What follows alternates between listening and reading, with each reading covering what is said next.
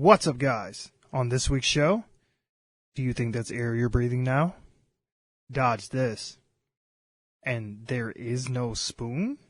All that and more on this episode of One Giant Leap for Geeks. Cue the music! That's one small step for man, one giant leap for Geeks.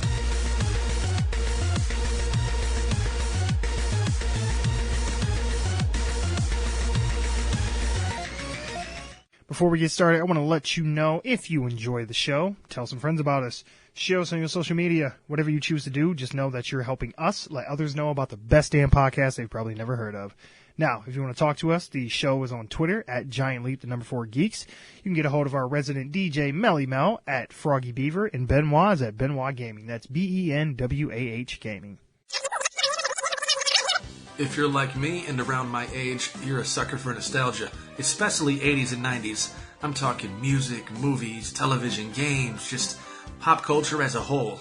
So, if you're from mid-Michigan or going to be traveling to the area, I suggest you check out Rewind and Birch Run. Rewind is a vintage-inspired blast from the past with not just cool trinkets and novelty items, but dope gear to rock as well. I'm talking shirts, jackets, caps, and even sneakers. Retro styles to make your inner child smile. Absolutely, positively, definitely check out Rewind. You might even see your boy Benoit copping something old school or shooting the breeze with the owner, Tyler. Rewind is right off of I-75, exit 136 in the Birch Run Premium Outlets, Section E, next to Crocs. Welcome, everyone, to a very special episode of One Giant Leap for Geeks. I'm your host, as usual, Mike C. Squared, and this is definitely going to be something out of the norm that we normally do on podcasts. Most weeks we talk about movie trailers, video game stuff, do movie reviews, and all that kind of fun stuff. But this week I wanted to do something special. Since we are in the age of the Keanu-sans, and everybody is appreciating Keanu Reeves, finally, I thought it would be fun to do a retrospective roundtable conversation about the original Matrix movie. And if you have been like me and kind of lost track of time and stopped counting your birthday ages, the movie is 20 years old this year, and I thought this would be a good conversation to have about just the movie in general, how it's changed, blockbuster movies, some of the philosophical things that they touch on in the movie, its reception, kind of like the backlash that it's had over time as well, the characters, what they mean, and just all the things that encompass the movie, not just on a film level, but how it's affected things culturally as well. That being said, I tried to get a group of people together to help me talk about this because I am not smart enough nor clever enough to hit all the points that I want to hit on my own. So I, compose a little group of folks to come along and help me do this. Now, I'll let you guys go ahead and introduce yourselves, and you can introduce your podcast as well. So, Matt, why don't we start with you? Sure. My name is Matt Delhauer. I am the host and producer of the Ginger Geek podcast. It's a podcast in which I usually do about 20 to 30-minute long episodes comparing concepts of philosophy and psychology to pop culture topics in order to kind of show how the media we consume is one easy way to fully understand the human condition. Awesome. And Delvin, we've had a little bit of history together, so why don't you go ahead and introduce yourself next? My name is Delvin Cox. I'm host of a podcast called The Delvin Cox Experience. It's a podcast where I interview people and it's about diversity, just talking to people, hearing their stories and what makes them unique and special. And I think Mike has been on the podcast a couple of times, if I'm correct, and he knows it's a good experience, to say the least. Oh, yes. No, I had fun. We had a really good talk. And then, Mike, why don't you go ahead? All right. Thanks. I am Mike Calhoun. I am one of the co-hosts on Chatter Squadron, which is a podcast/web show about Star Wars centric. And we do characters, improv, sketch comedy, and sometimes we do interviews or reviews, rather. All right. My name is Ian Walker. I'm the host of the Stuff podcast show, where I literally sit down and talk about stuff that be about life, pop culture, entertainment, anything you can think of except religion, and politics. Why? Because my show's an escapism podcast for all ages. Want everybody to have fun. Awesome. Now, if this is your first time listening to One Giant Leap for Geeks, maybe, you're a fan of one of these fine gentlemen that are on the podcast this week. Like I said, we do movie reviews, trailer reactions, all this stuff. Talk about a lot of superheroes and make a lot of dick jokes. So that's about, what you can expect. So be forewarned. Don't have your kids around for this because it may get a little graphic. But that being said, though, one of the things that I wanted to start off with first, and we kind of talked about this a bit off mic beforehand, but I wanted to just kind of recap. Can we just take a moment to appreciate Keanu Reeves for a second? I mean, I have always had a love for Keanu Reeves. I don't necessarily think he is the greatest actor of all time. I don't think he's the worst thing ever either. I think that some roles he is more fitted for, and other things he's been in sometimes I think were a ill fit, like maybe bad casting, or maybe the director didn't quite know how to finesse his performance to get the best performance out of him. But overall, just what are your guys' feelings about Keanu Reeves as an actor? I personally think that he's a good actor. I think there are certain actors that are made for certain things and certain roles. Like, when I think of Keanu Reeves, one actor I think of that comes to mind is Vin Diesel. Where Vin Diesel is not known to be the best actor, but he makes entertaining movies because he emotes. He doesn't really say much in his movies. He kind of says these quippy one-liners and things like that. Family. That kind of sounds cool. Yeah, and Keanu kind of has that same thing going for him in terms of like, most of the time when you go see a Keanu Reeves movie, you're not really going to see him act his ass off per se. You're going to see especially now, either a John Wick type movie, The Matrix, or something that's kind of action focused where he plays this cool type character, like he plays in Bill and Ted, where he's this cool kind of stoner type character that's fun loving. I don't ever really look at his movies as he's gonna act right now. I'm gonna get some deep philosophical stuff with him. Even though he has done roles like that, it's never been something where I'm like, oh, he's a bad actor. I never really thought of him like that in those terms. I look at him like Vin Diesel, the Sylvester Stallones who do serious roles, but for the most part, they kind of popcorn flick type actors. I think that's fair. I would counter that a little bit with personally, like, one of my favorite, outside of obviously, probably, if not everyone's favorite, probably one of their most favorite roles that he was in was Neo in the Matrix movies. But my favorite movie he's ever been in was The Devil's Advocate. And I think that he actually did a pretty decent job with the Southern accent in that movie, and he played a pretty convincing lawyer, especially that final confrontation between him and Al Pacino at the end. That is like some of my like favorite dialogue like in a film, and like that interaction between them two I think was gold. I've What is actually never always exception seen to that The rule? Devil's Advocate, but I know we had an off-mic conversation about Al Pacino and linking it to Keanu, but I would really love to see that movie to showcase if you say it showcases his acting skill. Ironically, the thing that pops into my mind is like him really expressing emotion like deeply was in the movie The Lake House. Believe it or not, the rom-com with Sandra Bullock. That's fair. Fair. He actually does like he kind of like, I don't know, encapsulates a different type of character I've never seen him do before, because I was thinking about The Matrix just really solidifies what I think of as Keanu Reeves. But even that is inaccurate because he's such a goofy, kind of silly, he looks like a theater kid when he's behind the scenes. He just looks like a kind of giggling, giggling, playing with the producers and stuff. But then, we see his Neo character and it's very stoic. And I think that's impressive, to be honest. Maybe we have just been given this meme of what Keanu is, but it's not really what he is. And then it affects our judgment of his acting. I don't know. I can absolutely agree with that. For my take on it, I think, honestly, and while I love the term Keanu-sans, Mike, I am also going to keep pushing the term the Reeves birth. I like that as well. I think the reason that we are seeing that now is now that Keanu has gotten into his 50s, like he's married, he has kids, he's at a point in his life where like he just doesn't feel a need to try as hard. He just kind of wants to have fun. And that's the things that he generates the most charismatic performances in, I believe, are projects that he really likes, projects that he finds to be fun things to do. And therefore, he puts 100% of whatever he needs to into getting them made. So something like The Matrix or John Wick or even like Constantine is where it's a concept man, I forgot about Constantine. It's a Yeah, I know. I always forget about that movie, and I love that movie too. It's so much fun. It's one of those things where it's just like he has so much fun making it and behind the scenes that you see that energy come through in how much he is giving for the camera. So when you see the younger Keanu where he's trying so hard to be that serious actor and he feels stilted, is because I think he's too much in his own way of trying to be an actor instead of trying to just act.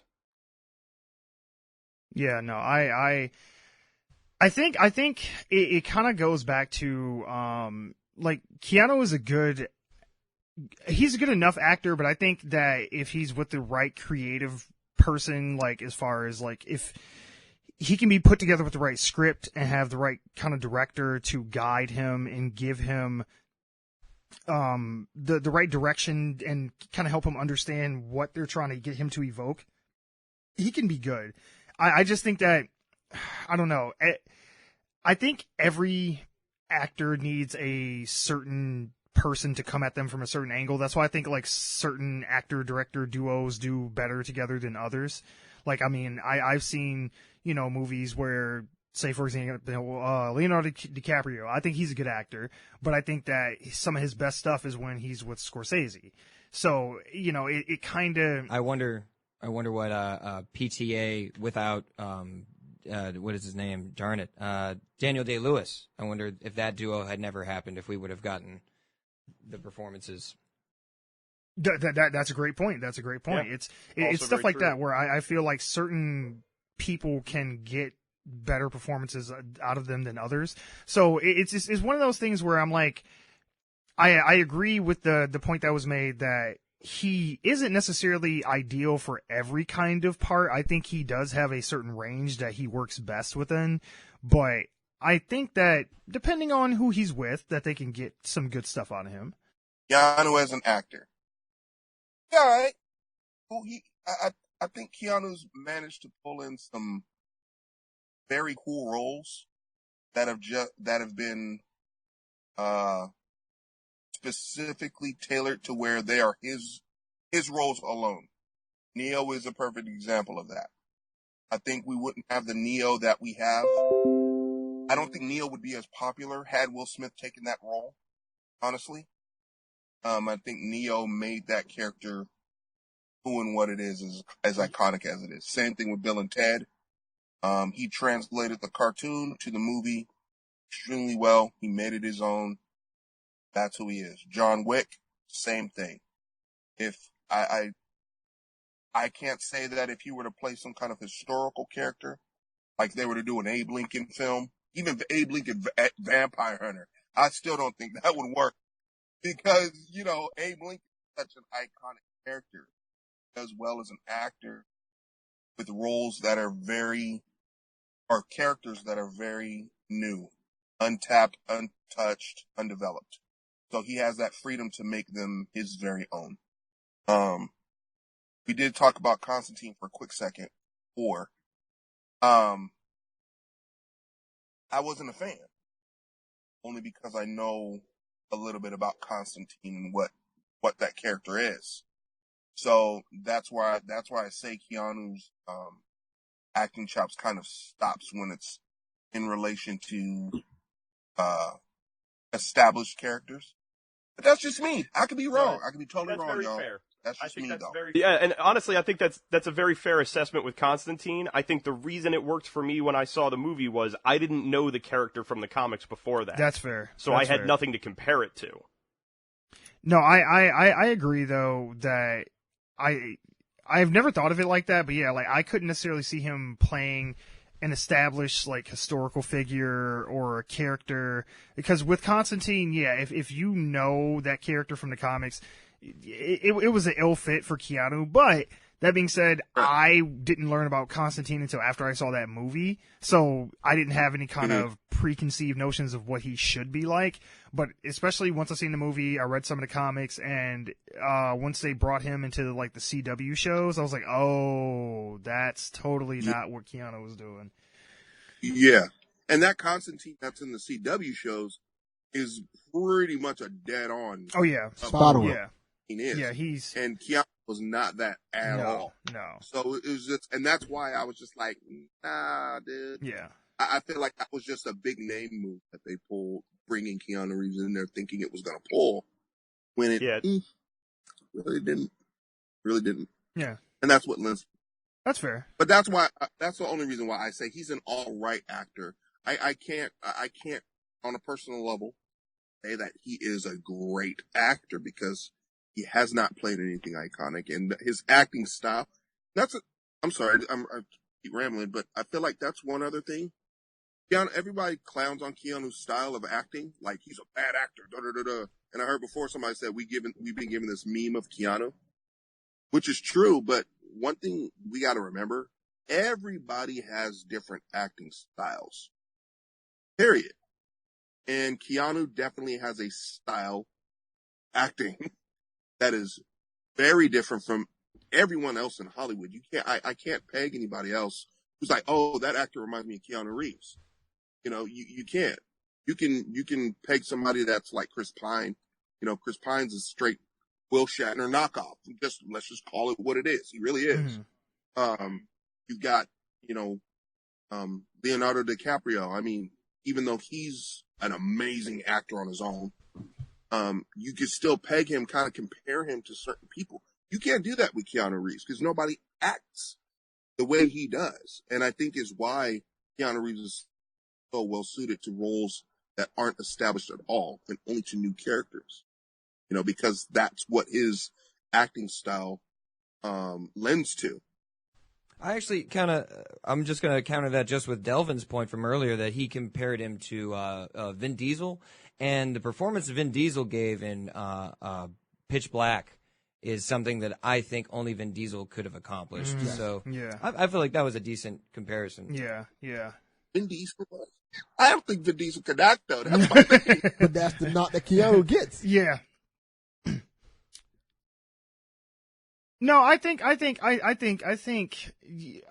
because like a lot of people forget, like he was in Saving Private Ryan. Saving Private Ryan. Yeah, he actually was pretty good. He's in the movie for like all at 8 minutes, but he's not bad for the time that he's in that. But he doesn't have a lot to do. I really like his character in that. And yeah, I feel like Vin Diesel hits in that same place that Keanu does, where he's essentially saying like, when he's having fun, he does his best work because he wants to put forth good work. Like with Guardians of the Galaxy, he learned at least, or well, I wouldn't say he learned, but he made sure that he was the one reading the lines of I Am Groot in 7 different languages so that they weren't being dubbed over by other people. Right, that's great. Right. Yeah, that is true. That's cool. I didn't know that. That's cool. But that being said, though, since we've gushed about Keanu for long enough, I want to know, what was your guys' first experience with The Matrix? Now, this came out in '99, and I'm going to date myself here. I was 13, maybe going on 14 years old when that movie first came out, and for me personally, I remember when I saw the first trailers for it, like the commercials at that point. I was fascinated because they had this whole marketing, shtick of like, what is the Matrix? And, it wasn't even about like, cause Keanu was a pretty well-known name, but he wasn't a big enough name to where he could like carry a movie per se. So they didn't really focus on the fact that Keanu Reeves was in it or Lawrence Fishburne or something like that. It was just like the whole what's in the box thing, kind of what J.J. Abrams does with his movies now, where it's like, you kind of dangle this thing in front of you and it's like, oh, what is this? Come to the theaters to find out. And I was really fascinated by that, kind of question of, well, what is the Matrix? And then like the visuals of seeing Trinity like jump between the buildings and, like the bullet time and stuff like that. But I didn't know what to expect. And I remember, my best friend at the time, he asked me did I want to go see The Matrix? And for whatever reason, I had forgot what the name of that movie was called. So I remember the visuals from it, but I couldn't remember the name. And he was like, you want to go see The Matrix? And I was like, that sounds stupid. And at the time I had no interest in seeing it. And then when we sat down in the theater, that first 5-minute opening chase sequence with Trinity running from the police, I was like, oh, this is that one movie. I was like, okay, I'm excited now. And I remember once we were probably to the scene where Neo and Morpheus fight each other in the training program. That was the moment where I fully realized, when Morpheus says to him, how did I beat you? And Keanu was like, you're too fast. And Morpheus says, I love how I'm calling him Keanu as opposed to Neo. But Neo says, he's interchangeable. Right, you're too fast. And Morpheus goes well, do you think that my being stronger or faster than you has anything to do with my muscles in this place? Was my whoa moment where I was like, this movie completely changed my perspective on what, I even realized you could even bring up as questions in film. Cause at the time I was fairly young and I had, seen stuff like Independence Day and stuff like that. So I hadn't really delved into movies as a way to ask questions about, the universe or the meaning of life or reality or any of that kind of stuff. So this was my first experience with that. And I literally fell in love with it. So by the time I walked out of that theater, I was like, this is the greatest thing that has ever happened for all time, and I need a fucking trench coat.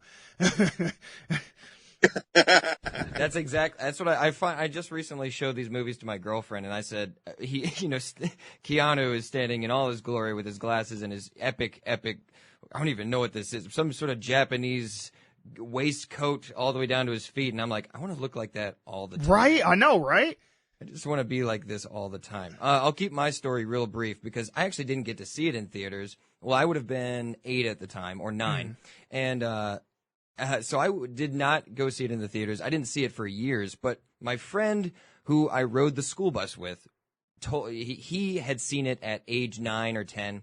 And his description of this movie that he really, really liked to me was, this guy is in a computer, but he doesn't know he's in a computer. And then he finds out, but inside the computer, they can jump real far and stuff. And I was like, man, this doesn't make sense. And then, I become a teenager, finally watch it, and I'm like, well, this is wonderful. This is amazing. Oh, yeah. Boo on him for that booty description. Wait, what? Absolutely terrible.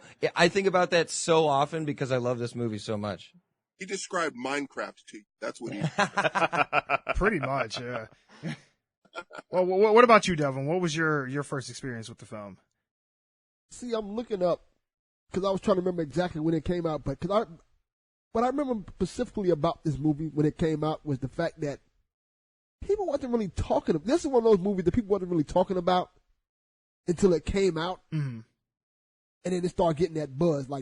You don't really get that now when you get a movie that just gets that natural buzz after people seeing oh, this movie's good, you need to go see that. And this was one of those movies where it came from the ground up. Because if I remember correctly, people didn't really think this was going to be a success at first. And then, I remember the commercials not being that long or anything like that. It wasn't popped up and things like that. I think there was other movies. I was trying to figure out what movies came out around the time The Matrix came out. But this wasn't one of the movies Star that Wars. was supposed to. Was it Star Wars? That's what I was thinking. The Phantom Menace. Episode 1 came out around the same time and buried it. Yeah. That's what it was. It was supposed to be a flop. I remember that very clearly. Everybody was saying this movie's going to fail. No one knows what it's about. Nobody knows what that is. And Keanu Reeves, oh, he's such a bad actor. Da-da-da. Yeah, I totally remember that, bro. You're right. Yeah, that's the main thing I remember about it. Then, because I remember when I went to go see it, I didn't even know what to expect about the movie. I just went on a whim with my friends. They're like, oh, let's go see this. Everything else is sold out. Matrix is empty. Let's go see that. And it was like a whole different life-changing experience. I think The Matrix is one of those movies that, when our parents talk about how they went to go see Star Wars or Indiana Jones and how that changed your life. This is kind of one of those movies that was that for us. Agreed. This really did. The concept behind this movie and the lines that some of the characters like the Oracle says just changed my whole perspective of like what consciousness is. And I know I'm getting ahead of myself with that, but this movie is really important to like how I think of like our brains work. Oh yeah. No, definitely. Matt, why don't you go ahead and give us your experience with the movie? My experience with this movie was, I know for a fact I didn't see it in theaters because I was 10 years old at the time. Star Wars Episode 1 had come out, and I saw that movie like 4 times. As an adult, I look back on it and go, oof, wow, you did, didn't you? Yeah. But at the time, there was lightsabers, so fuck yeah. Exactly. Honestly, I only saw this movie probably about a year or 2 after it came out, and it was because my brother owned it on VHS. He is 8 years older than I am, and so he was one of the ones where he was in high school, like, you know, senior year of high school when this came out, and he was one of the kids, like, he dressed all in black. He was like the weird kind of goth metal kids where they were also like listening to EDM and whatever else when it was first going on. So like this movie was his fucking jam. So I remember watching it, and the thing was, I grew up loving like the Bill and Ted movies. I remember my parents actually took me to see Speed in the theaters when it came out when I was a kid, and they didn't take me to see it because I wanted to see it. They wanted to see it. And the only way they got me to go along to a movie that day was they told me, well, Ted from Bill and Ted is in the movie. And that convinced me, okay, I'll go. That's great. But I remember seeing it as a kid, and it really was one of those experiences where I cannot imagine what life would have been like if The Matrix hadn't been what it was. It was this movie that, you know, as kids, we were playing The Matrix with our friends. We were running around, like, I remember my one buddy, because we were like 10 years old, he couldn't own a trench coat. No one made a trench coat the size of a 10-year-old. He was running around in, like, a bathrobe, pretending to be Neo at his house, where he would, like, jump off the couch and stuff and be just, like, flipping around and everything, being Neo. So it was this movie that had, when I was a kid, it was awesome action. It was fun. It was just understandable enough to follow.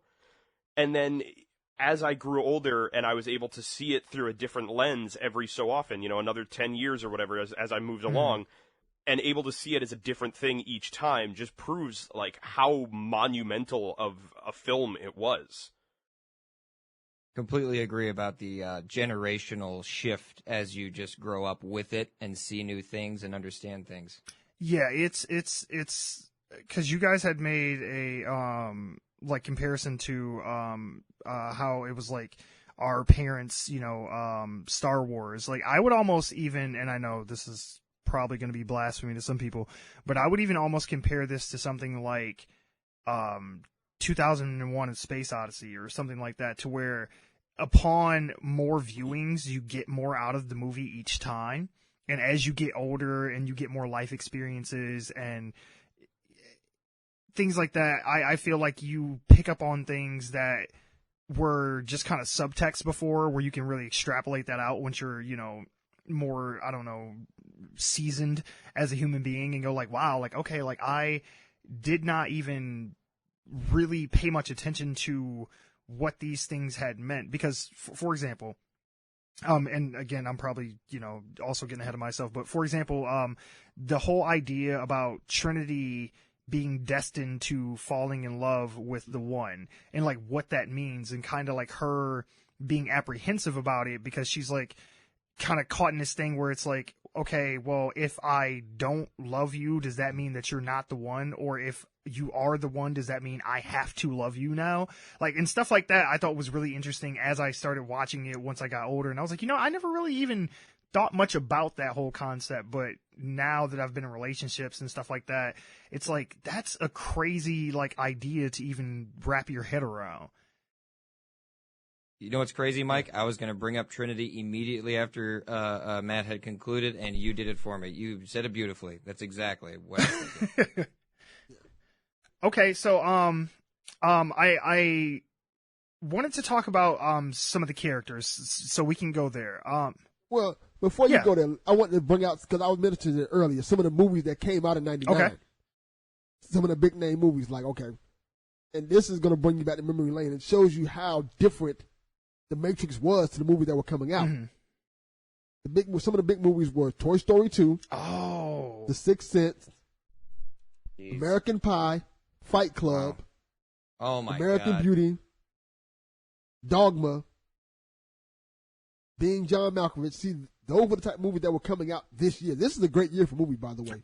It's funny. We actually did an episode on my podcast a while back about like our favorite year in movies, and I ended up picking 1999, and some of those ended up on my list because I believe Fight Club is on there too, right? Yeah, Yes. yeah. I forgot. I don't know how I missed Toy Story 2 though. Yeah, this year, every movie is nowhere near as close to how The Matrix is. There's nothing that is even close to the level of detail and how unique this movie, The Matrix, is for that time. And even now, The Matrix holds up very well. I think the closest one on that list would be The Sixth Sense, maybe. That would be the only thing that I could. I mean, and not even in this. They're not even in the same lane of thought, but it's just being unique. I would say The Sixth Sense is probably the closest thing on that list.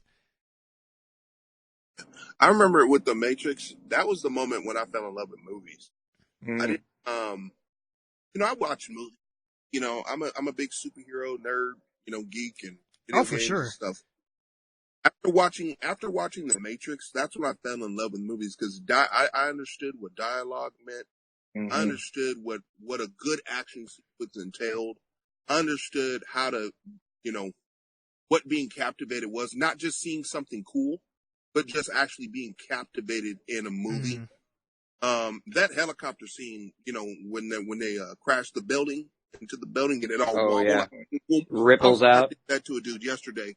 I mean, it was so cool to see, and that was the point where I fell in love with movies. And then I figured out it was possible too a DBZ movie is possible if they try hard enough, and then also with superhero movies, just in general, because I honestly feel like, Batman had, it was a superhero film. Sure.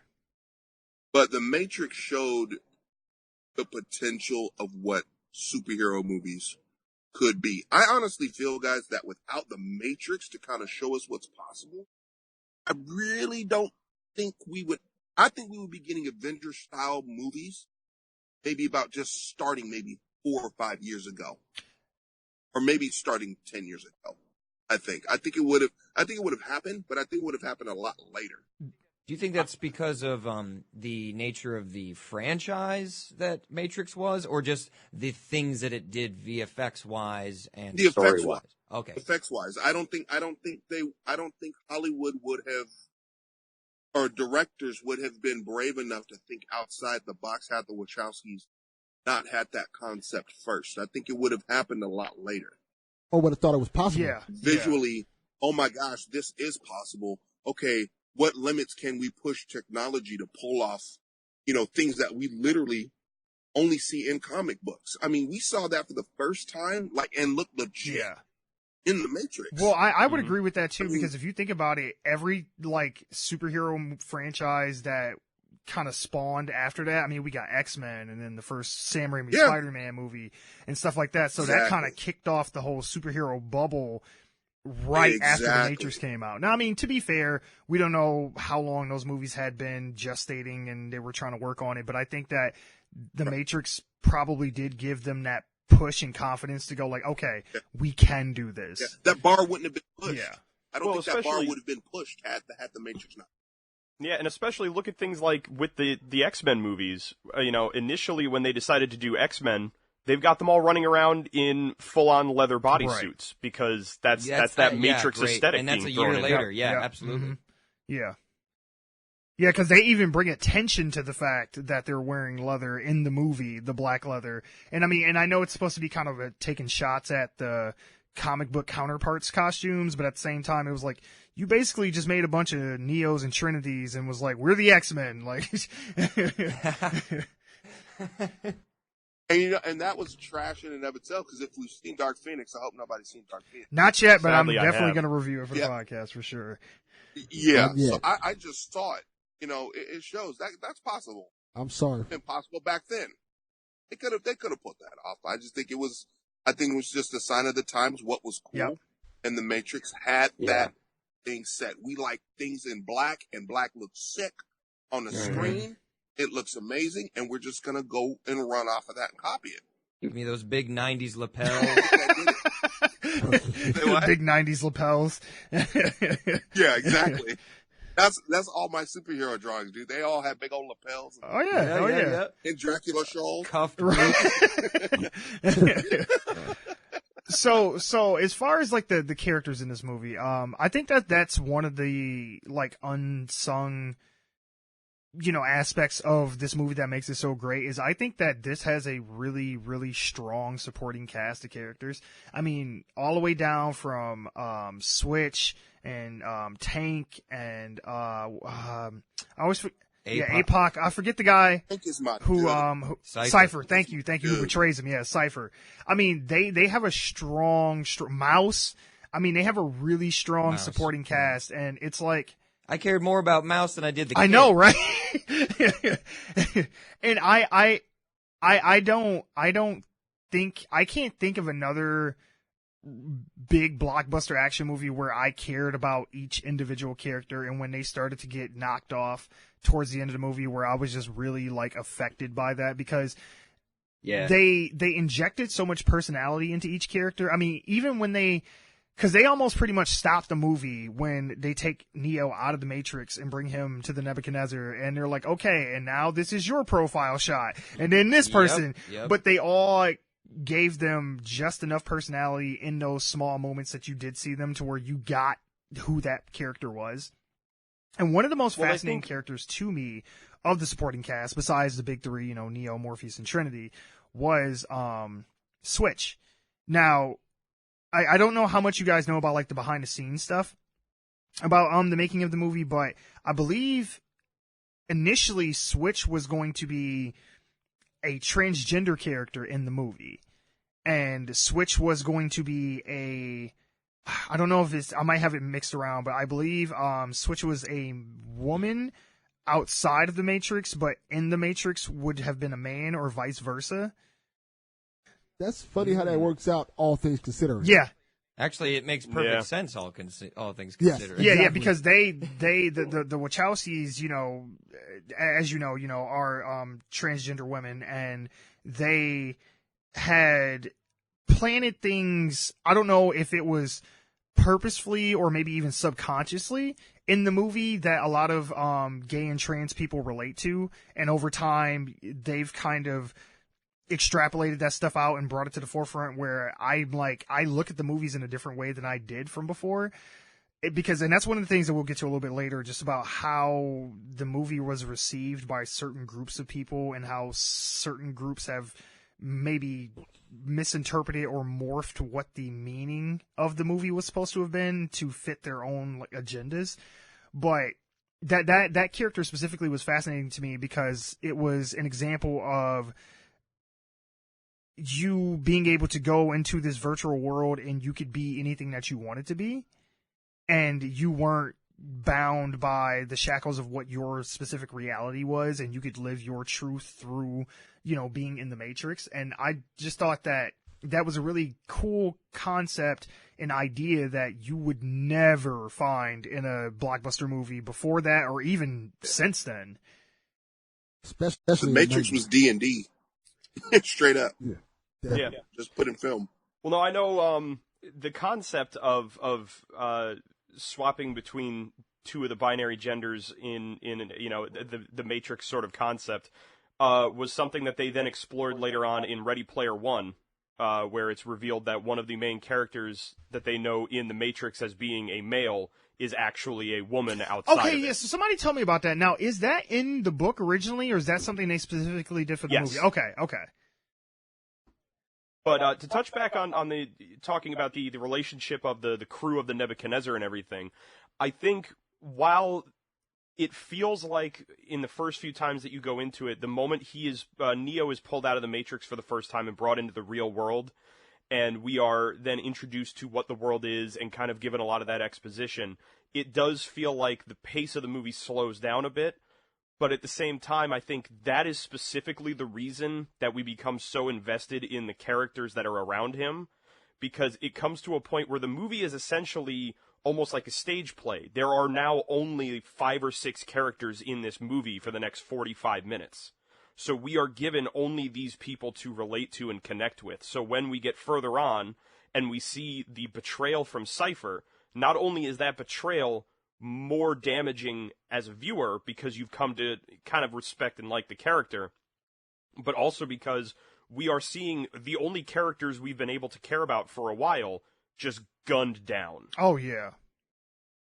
Specifically, the anytime they show in the movies someone being unplugged or killed outside the Matrix, it's just chilling seeing them fall and being a rag doll. Yeah. So that's really good, really powerful imagery I love. You know what it kind of reminds me of, if you think about it? Aliens. Yeah. Yes. You know how you get Aliens, one of those movies, well, Alien 2 is similar to that, where you have these slow scenes where they're building up characters and then you get to know these characters, and then the moment when the alien comes, or in the Matrix, the agents come, and you see some of these characters die, you're like, damn. Oh, yeah. I really didn't want to see them go. And you get attached to the characters because you have this moment in time when you're getting to know them and things about them and their fears and things like that. When you have these big moments and these set pieces, it means a lot more. Oh, yeah. You actually care about these characters as opposed to certain films where, you have these big action set pieces and they're in a moment of peril and it's just like, I don't care. Like, just kill them, fucking something. I don't know. Yeah, it's unlike, they have the scenes where you know certain characters, they're there just to be canon. Oh yeah. There's red shirts. Unlike slasher films, where it's literally maybe 2 of these people I'm supposed to actually care about, but everyone else is a stereotype, so that they can get killed off. Now, I wanted to specifically talk about as well, the and excuse the pun, but the Holy Trinity of Morpheus, Neo, and Trinity. A lot of people have taken different aspects of these characters and their whole, hero's journey and talked about how obvious, okay, so we'll address the elephant in the room, the obvious, religious allegories as far as Neo being the Christ figure and, rising from the exactly dead. Right. Him being the chosen one, the one, prophecy, like Neo is the anagram for one, and all that stuff. So it's like that kind of storytelling to me was, at least at that time, was like unheard of. I was like, especially for a movie like this, because this was like some kind of, you could almost compare it to like some Akira, maybe Blade Runner type cyberpunk kind of thing, but it had all this like religious overtones injected into it and like social messages and stuff. And I was just like, I don't know how I felt about it, but the characters were able to embody these things, but it was subtle enough to where they weren't beating you over the head like I feel some films do now, where the whole movie stops and they go, and now here's a message. It's like it was obvious what they were trying to do with Neo in the whole Christian allegories, but they didn't like stop the movie to preach at you about it. Yeah, and I think what's really cool about it is the fact that they did it, but they stylized it in such a way, you almost don't even notice until you really sit down and watch it. Like, there's a lot of things in common with this and Jesus. Oh yeah. Especially, I think, in the later movies as well. But just specifically focusing on this one, he has the death and resurrection by the end, and it's like, I see what you're doing now. Like, okay, this makes a lot more sense. And I'm really curious, like, what do you guys think about Morpheus? Because I've heard a lot of different people compare him to like different mythological figures and like religious figures, and I'm really curious about what you guys think of him. I've even heard people say that he's almost a secondary antagonist to a degree, to where he could almost not necessarily be a straight up villain, but because he is trying to kind of self-fulfill the prophecy more so than actually letting it come to be. He's torn because it's obvious. Morpheus wants to be the one. Wishes he was the one. I've always thought that too. Yeah. Yeah. He wanted to be the one because he was the biggest believer out of everyone in Zion. He was the biggest believer, biggest one. So, and his faith and his conviction. I mean, and when I got that sense was when he was always speaking with the oracle. Whenever he spoke with the oracle, that was when it opened my eyes. I was like, that cat wishes he was the one. But he had to step back, and he kind of, led that way to kind of show him who he was, kind of like that John the Baptist figure, if you will. Yep. Preparing the way for who the one is supposed to be. And when he found out, in that series that this has happened before, there's obvious, connotations of reincarnation, all of these things. That possibility, for Morpheus, I think, was kind of lit him up a little bit, kind of helped him to keep going in a sense. But what's important That's just what I got out of it.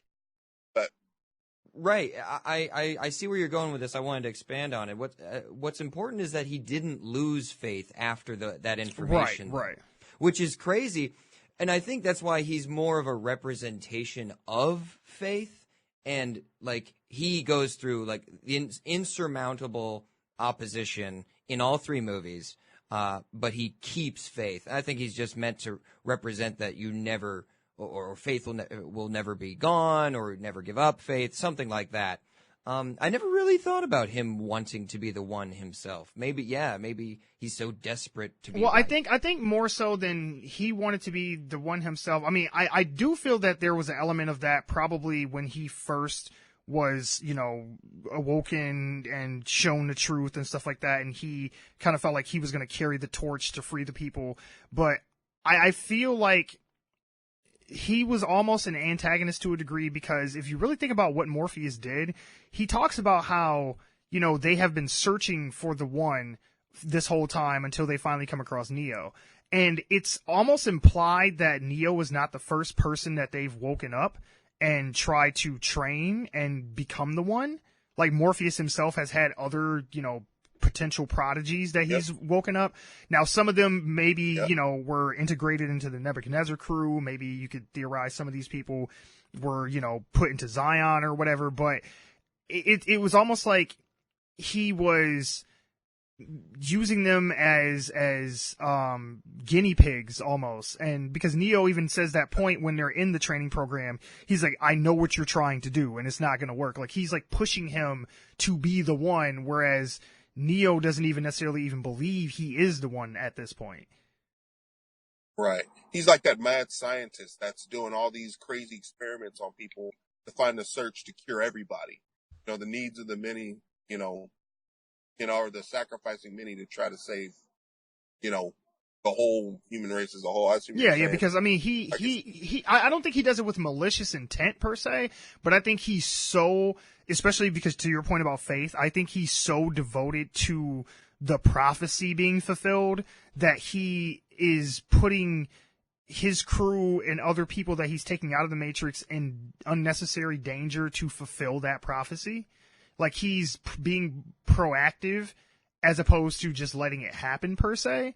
And he just so got lucky that Neo actually was the one, because when Neo does get killed by Agent Smith and before he wakes back up, they do that cut shot to Morpheus and he is just like completely destroyed. Like in that moment, he's like, yeah, he's deflated. Shit. That's that moment where in the Chappelle Show where they used to do that joke, and it was at that moment that, Morpheus realized that he had fucked up. It was like, he was completely destroyed in that moment. And it was him realizing like, what did I do? And it just so happened to work out in his favor that Neo was the one.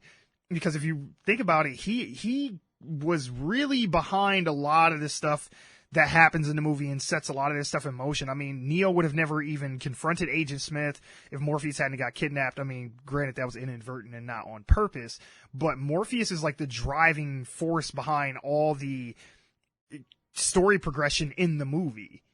Like, he is almost the main character, you know, and Neo is just kind of passive for the most part.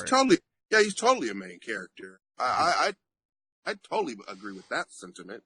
I mean, there wouldn't be a Matrix without Morpheus running everything and putting the wheels in motion, like you said. I mean, yeah, because he takes Neo. He contacts Neo. I mean, granted, Neo was looking for him, but he reaches out to Neo. He's the one who Neo was kind of looking for him. He just found a right. He clicked on the right. He was in the right AOL chat room, and Morpheus was like, "Oh, hey, exactly. ASL, what's going on?" But oh yeah, I've been looking for you. Right, but I'm curious to hear, Matt. What are your thoughts about Morpheus? It's interesting in the fact that I've heard many different theories on Morpheus, ones that state that he has found numerous people who were the one before, it didn't work out, they died, they didn't live up to the standard, whatever it was, and he moved on. There's the theory that he himself wished he had been the one, and when he found out that he wasn't, he decided that he would make it his life's work to find the one. The one that I find the most interesting is a theory that essentially states that despite the fact that Morpheus is so dedicated to this prophecy that he was given by the Oracle, that he would find the one who would be able to free everyone from the Matrix, we also have that moment that when he brings Neo to the Oracle, she tells Neo, "You're not the one." And the theory that runs with that is that there really is no prophecy. She gave Morpheus a purpose because that's what he wanted. And so his search to find the one isn't so much that he will actually find someone who is going to be this otherworldly being, but just a reason for him to keep fighting. That's fascinating. It kind of falls apart when you get to the end of the movie and Neo comes back from the dead and you're like, "Oh shit, I guess he's the one." But it was this interesting idea that it's playing almost into an idea of creating the self-fulfilling prophecy, that if you truly believe something will come to be, you will go out of your way to make it happen and convince yourself that it has. That theme is throughout the movies with the Oracle, just telling people things that they need to hear so that they will do such a thing. And it's important that they are the person that they are. Otherwise, what she tells them won't push them into the right realm of the future. You know what I mean? It won't be the right person to tell this to. Otherwise, the right things won't unfold. So that is, echoed. The thing that I've always found interesting was the concept of the Oracle telling Neo that he wasn't the one essentially was the idea of her taking the pressure of, "Oh my God, everyone thinks I'm the one," off of him. Yeah. To allow him to finally be himself rather than struggle to try and be this unattainable goal that Morpheus has placed on him. Now, what about, because we've talked about, Neo, obviously, and Morpheus. What does Trinity represent to you guys? Wonder Woman. That's actually amazing, fair, isn't she? The futuristic version. No, she's the Trinity in general, in my opinion. And it's again just me because I'm a comic book nerd. Neo is Superman. Yes, Neo Batman is a better Morpheus, Superman Wonder Woman than Zack Snyder's Superman. I said it. Fight me. You serious right now, bro? I hope we don't be face, man. Because man, Henry Cavill is a Jim Lee comic book walking, bro.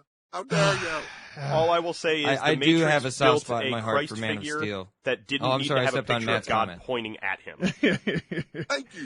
Thank you. Yes, Man of Steel was amazing. Batman vs Superman. We don't talk about that, but I'm sorry, we're not talking about that movie. I went in. My bad. But I was talking over Matt. Matt was saying something. Go ahead, Matt.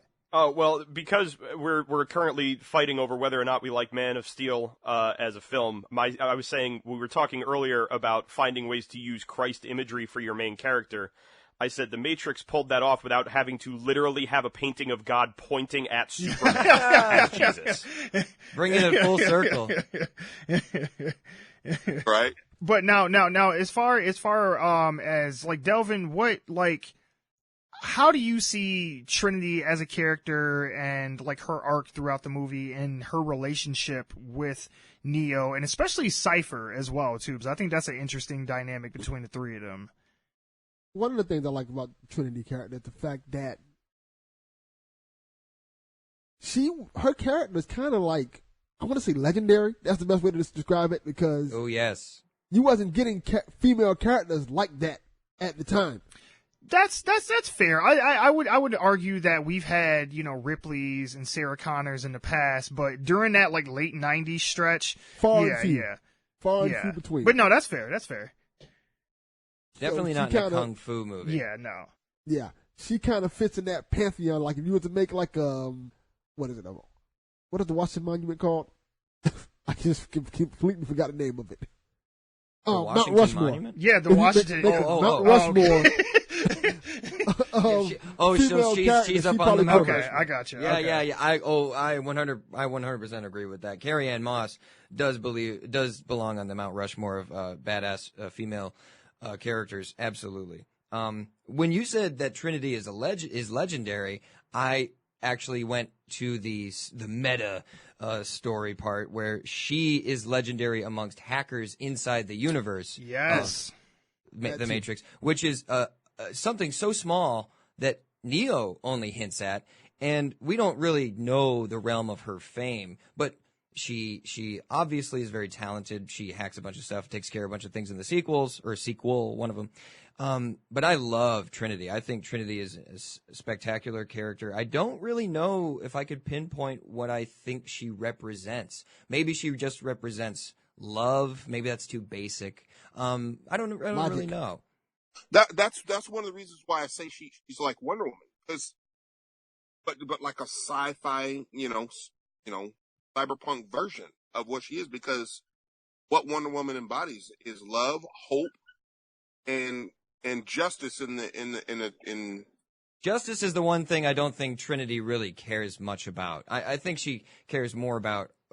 I don't know if she really goes out of her way thinking about weighing ethics and justice. I think she's more not simple, but lower priority. I think all the characters though are kind of in that gray area of like what is justice because of the nature of how the Matrix works, because the system has the, civilians, quote unquote, even like, police officers and things like that.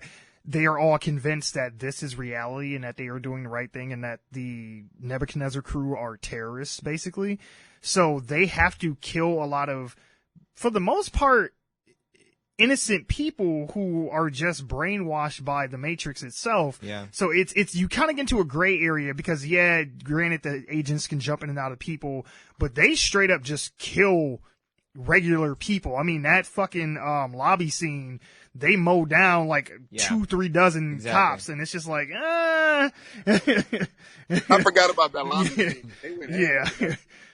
But what do you guys think about her relationship with Cypher? Because I always felt like Cypher might have been considered as one of Morpheus's like potential ones, but didn't quite work out. Because they seem like they hint a few times in the movie that Cypher and Trinity had a relationship prior to Neo showing up. And that's kind of what turns Cypher against Neo, is because he's jealous of his and Trinity's new relationship. Because he has a line specifically where he says, "Oh, I don't remember you bringing me, food or something like that," and and he talks about like, "Oh, he's nice to look at or something when he's sleeping," or he's very jealous, and he makes it very obvious that he's jealous of Neo. He is jealous, but I don't know if that really signifies a relationship or more just his obvious feelings for Trinity. Because he could have been a freed mind at a later stage in life on the crew, on the Nebuchadnezzar, and he could have said the line, "I don't remember you bringing me dinner." Like, he might have been in the same state as Neo, not necessarily someone that that she was involved Okay, with. well, what about you guys? Do you agree with that? Because I'm curious. I actually kind of agree with what you're saying, man. Because I mean, I don't think it would have carried much weight if it was just with any other dude. I don't think it would have been so hurt by it had it been that. So to me, it does make sense. Just going from a purely logical standpoint, that at one point he probably was considered. He was somebody Morpheus pulled out and, did. And Morpheus and the Oracle sent something in both of them sent something in him that wasn't pure. It wasn't what the prophecy of the one represented or was supposed to bring out. And when he didn't make that mark, him over the edge when Neo came around.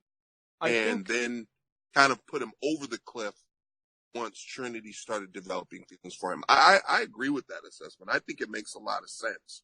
And it makes the betrayal so much more impactful because now he's not just being a hater, he's now throwing an entire and possibly fulfilling the prophecy. Oh yeah, Yeah. What about you, Matt? Do you agree with that? Actively trying to.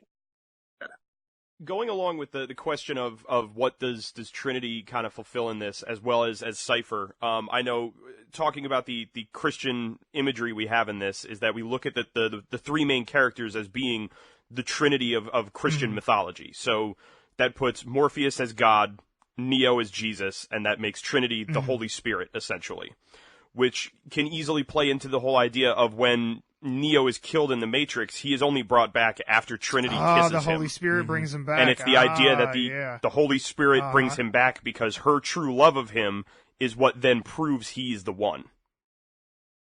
I was hoping someone would get to the kiss. Oh, yeah. And obviously Cypher would be Judas in this situation. Actually, I see Cypher as being the devil. Really? He's Lucifer.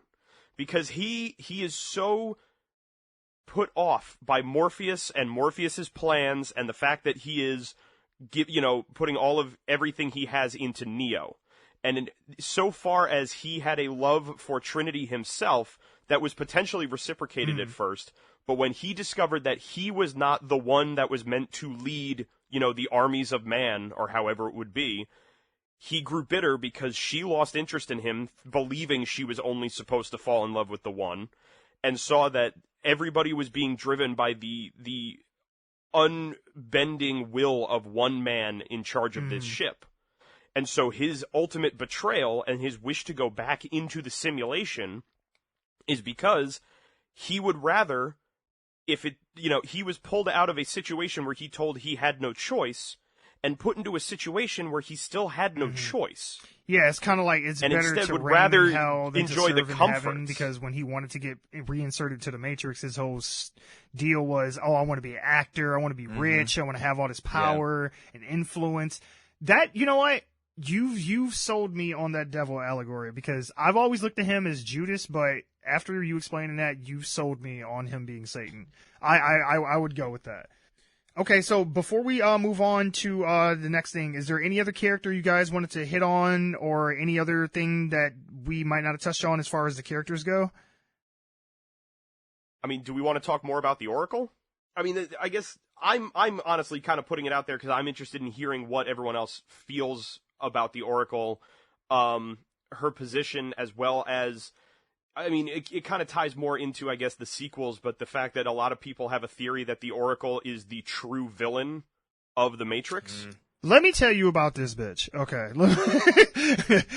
the Oracle as okay, because now if we strictly look outside of, because if you stay within the confines of the first movie, you don't get the full picture of what she is and what she's doing. But once you've seen all three movies and get the full picture, she is a part of the system. So much so to the point where you could almost argue, because now, yes, the architect does explain that there is what's the word I want to use?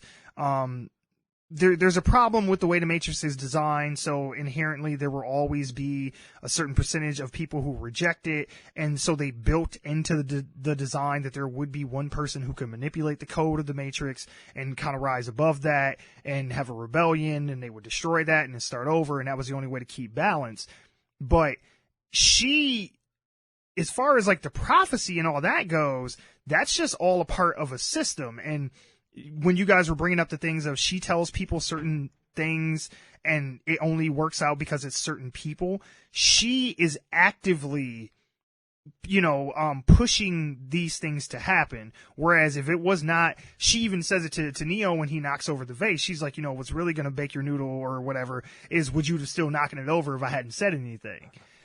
Yeah, what's really going to bake your noodle later on is, would you still have broken it had I exactly, not said exactly. I love that line so much. I love and it the means Oracle. so much later once you find out that she is the, if, what does the architect say? If I would be the Matrix's father, then she would undoubtedly be its mother. Like, she is a part of the system. I mean, so much so to where she is a literal program in the system. So I wouldn't necessarily say she's a villain per se, but she plays a active role in this system of control. Regardless of her feelings about whether the humans should be free or not, she has actively made this cycle happen. And, we find out that it's been repeated over and over again. So this is not the first time this has happened. So she has been a total agent of this system of control. And it kind of makes me question her intentions. Do you know what I mean? Yeah. Okay, I don't subscribe to this she's a villain at all, because I think the whole purpose of her character was to be a human a face that embodies choice, or at least represents choice and brings up choice as just an idea. So there's a lot of choices that are made in the entire series of movies. It's a specific 50-50, this or that, one door or another, red or blue pill. She kind of actually doesn't confirm that choice is even real. Like, choice is mentioned by the Merovingian to be an illusion by those with power and those without. But that's not the message that the Wachowskis are sending at all. That's just supposed to be the Merovingian's delusion. The real, choice... The thing that made me really interested in her character in general was that it made me realize that we don't have free will. I know this is sounding very, very woo-wooey, but we are driven by the things that are behind us, including our biology and the choices we've made in the past. And she knows that. She knows, and she can, as a program, she can calculate this. And that's what the architect actually then says. He says, we have to give each person a choice, even if it's subconscious, and that's how the accepting or the unaccepting of the programming is determined. It's like someone is subconsciously making the choice, and she's the one that discovered it, and she's the one that implemented it. And that's why he says she's the mother. So I think she is just living exposition and helpful, and I love her very much. But I don't think she could be the villain. I don't think she has a motive outside of just keeping a symbiosis between the machines and man. I actually think it's quite simpler than we're making it out to be. Almost. Okay, that's fair. Okay, I have a final theory about the Oracle deposit to you guys. And it's one that, when I thought of it a little while back, I'm sure somebody else has brought this up at some point, because I feel like there is no such thing as an original theory about the Matrix anymore. Right, yeah. Right. When we first meet her, and she does her little trick with Neo, where she says, don't worry about the vase, and he turns around and he knocks it over, and it's broken. And she talks about the idea that she ultimately can create fate by making somebody think that they are bound to do something. In that same conversation, we also know that we are taught by Neo is taught by the little kid waiting in the place, or waiting in the room to meet the Oracle. Apartment, yeah. The whole bit with the kid bending the spoon with his mind, and saying that ultimately the thing you have to understand in order to do this is that there is no spoon there. I think the interesting part of it is that we are seeing through the Oracle that she kind of teaches Neo, I have the ability to create reality in this world by just saying it, because nothing here adheres to any sort of law that we understand. She tells Neo he is not the one. And for that fact, he is not. Until we learn later on, when Trinity tells him that what the Oracle told her was that she would fall in love with someone, and the person she fell in love with would be the one. Okay. I believe she set it up that Neo was never the one until Trinity finally accepted that she was in love with him. And the kiss that brought him back was her love making him the one. That actually kind of goes to the whole, thing of like quantum mechanics and how, there's a theory of nothing actually exists until we observe it. So that kind of ties into that. Principle. And I mean, there's maybe some validity to that theory there, because I mean, since this all is just digital manifestations, of consciousness or whatever, there is no material world that they're actually existing in, they could very well be speaking or willing into existence these things that happen because, the Oracle either put the idea that it's possible into their mind, or because she actually said it, that in turn made it possible. Yeah. I like the cookie theory. What is the cookie theory? You've not heard this? When he eats the cookie is an algorithm that kind of like the Merovingian in his she cake. gives him. Yeah. Yes. Exactly. And that's actually, it's easier to convince people of it when you tell people of the Merovingian in the cake. Yes. Exactly. That the cookie was an algorithm that he wasn't the one until she determined who needed to be the one is the one, and she gave him the cookie. And here's the algorithm. Here's the programming. Now he can do more amazing things than normal. He needed to believe he could. And I don't know if that's real. It doesn't have a lot of validity, but I do laugh at it whenever I think of it. But that's like we said before, though. That's the great thing about this movie, is that with time, you can find little things to extrapolate out that may not even be the intentions of the directors in the first place, but because there's so much potential there for just all kind of intertwining theories and different motivations of characters and stuff like that, that there is no just one way to see the movie. Like, there's a lot of different interpretations you can get out of it, and I think that's what makes it so special. I have a quote from the Wachowskis in this Ultimate Matrix Collection book. I'll read it very, very briefly. You have it's that. very quick. It's amazing, and you guys got to watch all the commentaries on these movies. Oh my God. You know how Cornel West is in Reloaded and Revolutions? He's a member of the council. Yes. I know. Okay. Oh, yeah. Good. I'm glad. Oh yeah, glad someone did. He's also one of the philosophers that does the commentary track on all three movies, and that's just one of the commentaries. It's amazing. Well, let me read this real quick. Having been to our fair share of loud, dumb, and obvious action films, we wanted to offer an audience something else, something they might be interested in thinking about, or better yet, talking about. It was our sincerest hope that our movies might inspire or perhaps provoke a little Socratic interaction, something beyond, hey, remember that one part? That was cool. So I think they've done that. Oh, definitely, for sure. Yeah. Well, Delvin, you've been a little quiet. Why don't you tell me? Do you think we're full of shit on our Oracle theories, or what? What's your take? No, I think I kind of looked at it like It's funny we mentioned this. I looked at it kind of like the Doctor Strange thing from Infinity War. Ooh, okay. How he went and saw the future so many times. It's only one way it can play out, where they can win. And I think the Oracle kind of seen this game over because, like I said, it's a simulation. So she's seen it over and over again till where she got to the point where she knows exactly what to tell people for them to get to the result that they want.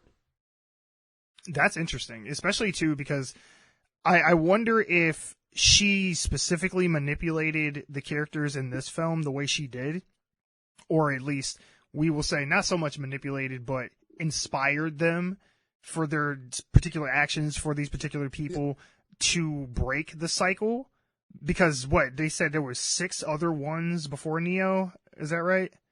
Yeah. I don't remember the exact number. I believe so. something Yeah. like that. Yeah, Yeah. 6. But Yeah. It kind of reminds me of like I said, like going back to Endgame. Well, the whole scene where Iron Man has a moment where he's talking to Doctor Strange, and Doctor Strange and Iron Man's like, "Is this how it's supposed to go?" And Doctor Strange is like, "If I tell you, you won't do what you're Spoiler supposed to do." alert for Endgames. No. Yeah. No. I'm At not this gonna say point, anything else, if you ain't seen but- the movie by now, you didn't want to see it. You're Well, telling I me didn't- I Iron didn't say Man what did happened, that? but it's the whole thing of how you only give somebody what they need to hear, because if they hear otherwise, they might not do what they're supposed to do. Like Yeah. sometimes it's dangerous to know what your destiny is going to be. That kind of even ties Or into like the especially Back to in the the- Future movies as well, about knowing too much about your own destiny. Yeah. Yes, Or in the exactly. same sense as It's- Endgame, playing on the idea of if he told Iron Man, "This is the one we win," he wouldn't have tried as hard to win. Right. Yes. He wouldn't have been willing to make that ultimate sacrifice to, Right, exactly. I wasn't going to say that part. Oh, but no. you said it. Yeah, like I said, if you Spoiled ain't too seen many Endgame already. by now, that's your own fucking fault. Yeah. Yeah. And not only that, he must have you- also if you- knew that rat would trip over the fucking switch in the quantum van and let Yes. Ant-Man out. Because I love that movie. It is damn near perfection. But I complained about that in my review of it. I was like, I call bullshit on that opening scene with that rat and Ant-Man. Because I remember there were so many theories about how he got out of the quantum realm, and then it was like, really? That's what we're going with? Like, The Deus Ex right, rat. exactly. And I'm like, at least it would have made more sense if Antony or one of the ants like let him out of the quantum realm. Then I would have been like, okay, I'll buy that. Or hell, even had Michael Pena's character come do it. But anyway, I'm not gonna rant about that no more. Yeah, but I found that interesting that Doctor Strange wouldn't tell him, because he knew if he told Tony, "Hey, you're about to die," Oh yeah. Tony probably wouldn't have did it, because the whole point of that movie was Tony Stark saying, "Hey, I have a kid. I want to get back to my kid." Yep. If you tell Tony Stark at that time, "Hey, what you're going to do now is going to cost you your life and you're never going to see your kid again," he probably say, "No, I'm not doing that. We'll figure out another way." And it's probably the same thing with Neo, in terms of how you tell Neo at the beginning, "Yeah, you're the one. You're the one." He may get cocky and mess everything up, or he may Or not be willing to make that ultimate Besides- sacrifice to die trying to save Morpheus. Exactly. Yeah, the feeling of, if he knows he's the one, then he has that feeling of, oh, well, then eventually at some point I'm just going to be better than everybody else. So it'll come. But knowing that he isn't the one means that he has that feeling of, it doesn't matter if I die, because the war will still go on. They'll find the one, and everything will be fine. That pivotal scene in that train station, man, he's starting to believe. Oh yes, when he finally confronts Smith, or so much so to the point of him. One of you guys I mentioned it earlier, taking that performance anxiety off of him and allowing him to just do his thing and not have to worry about a prophecy that he has to fulfill now. Because, that was kind of one of the things that was always holding him back, was that he had to live up to basically, and I mean, Cypher even says it to him. He's like, "So you're going to save the world?" He was like, "What do you even say to something like that?" It's like, well, and we see it. Yeah, when he's doing the training sequences with Morpheus in the dojo, and he's trying to learn kung fu and everything. We see it because there's that whole bit where he'll mess something up and he'll immediately get up and be like, "All right, let's do it again," because he's psyching himself into thinking, "I need to be perfect and I need to be perfect now." Mm-hmm. And then Morpheus counteracts that with one of my favorite lines in the entire movie, which is, "Quit trying to hit me and hit me." Yes. I think another way that we can just frame this whole movie is exploring mindfulness. The Wachowskis clearly tried to work in a lot of different religious aspects, but they also talked about how they wanted to talk about consciousness and mindfulness.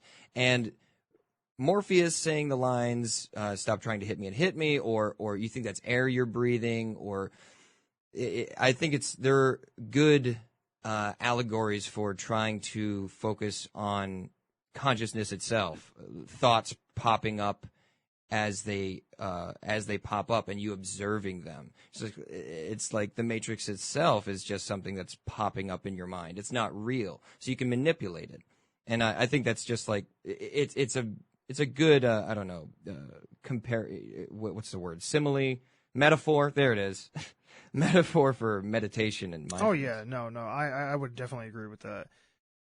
Now, what do you guys think as far as what about the kung fu element of this? Because that's one of the things that I think makes this movie so special, is because they kind of brought the whole kung fu wire work stuff into mainstream Hollywood more so than even like the Jackie Chan movies that had came out up to that point or anything like that. And Jackie Chan, he was really more, practical stunts more so than wire work and stuff like that. But, like we would have never gotten movies, in the States like Crouching Tiger, Hidden Dragon and stuff like that if it wasn't. Or House of Flying Daggers. Right, exactly. Or what's that movie with Jet Li?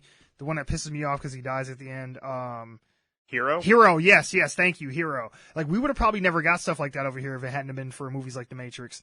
And to this day, I still feel like that is at least the way it's filmed, is the standard for how all action should be shot in any movie.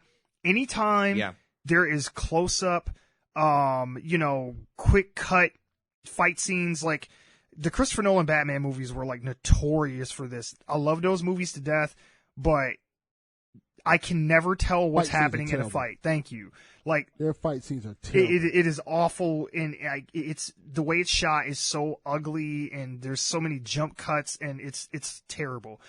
To briefly defend those movies, actions, film styles, I would just say that he's probably trying to emulate what it'd be like to be ambushed by a bat. But that's all I'll say. Okay, that would be fair for the first movie, when, he's still kind of like this mysterious, like, ooh, what is this Batman thing? But yeah, it still fails in ways. Yeah. Yes, for sure.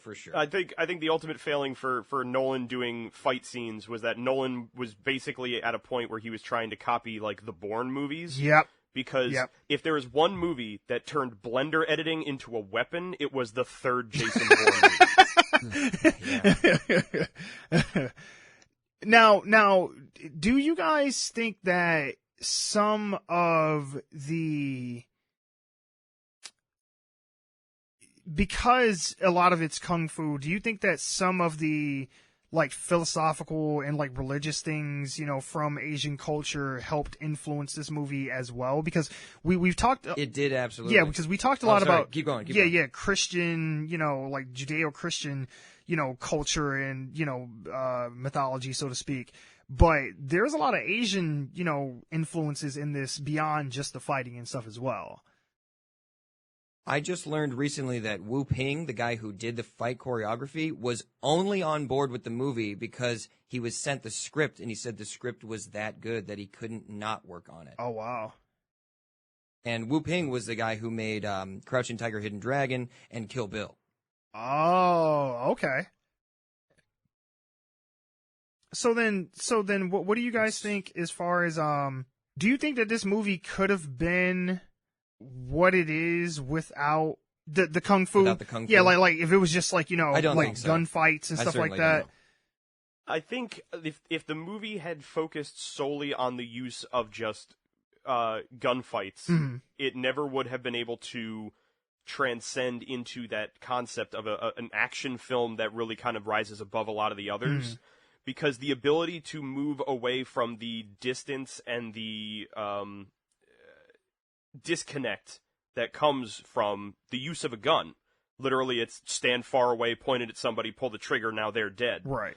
It's that moving into the more intimate style of the kung fu that they used that showed that there was a capability in these characters specifically that rose above other people. Anybody could use a gun, but not everybody can dodge away from somebody firing a gun at them and then move in to use some form of martial arts on the person firing the gun at them. Mm-hmm. Yeah, that was 100% unique, brand new. Bullet time was something they invented. The rig that they invented for this is incredible. There's a little video on YouTube that anyone can look up, and it's like 6 minutes long, but it's the VFX. I don't know if it's a supervisor, but he's on set, and he's talking about how they devised the bullet time idea. And I think without bullet time, it's still a good script. Without Kung Fu, still a good script. All of it together is such a perfect meld. I think the Kung Fu and the bullet time kind of go hand in hand. Yeah.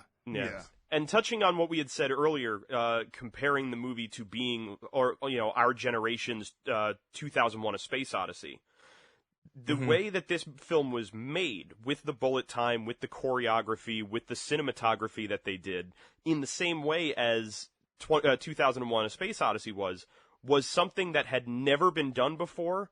People had no idea really how to process it at first, and then it immediately got aped by everybody who could. Yeah, I mean, still to this day, there are still movies that still ape the bullet time, slow-mo. I mean, Zack Snyder has made a whole career off of, like, slow-mo, like, bullet timey shots, so I'm like, maybe not necessarily right out of my spinning the mouth. camera per se, but that whole stop, slow-mo, speed up, slow down thing, yeah.